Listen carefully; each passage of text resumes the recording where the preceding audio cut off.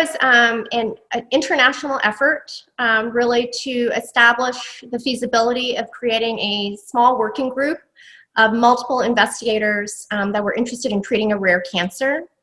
Metastatic anal carcinoma had largely been a disease that had no true standard of care.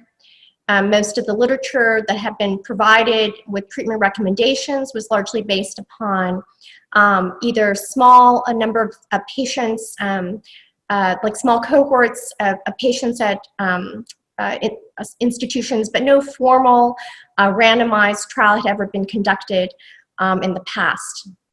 So this was the first randomized phase 2 study for this rare patient population, specifically in the refractory patient population, those that had received at least one prior line of therapy.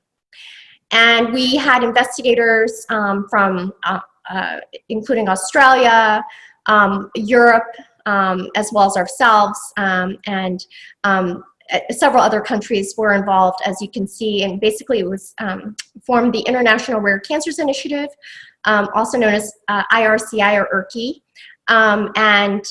This was supported in part by the NCI, not with funding per se, except we were able to obtain funding eventually through the ECOG, or Eastern Cooperative Oncology Group, for this effort from the US perspective. So this trial basically was to compare two commonly utilized regimens off protocol in patients with metastatic disease, looking at the role of 5-FU and cisplatin on the monthly schedule, and then carboplatin and weekly Taxol, or paclitaxel, as the other investigational arm. And the primary endpoint here was response. And if the response rates were found to be equivalent between the two arms, then the arm with the least adverse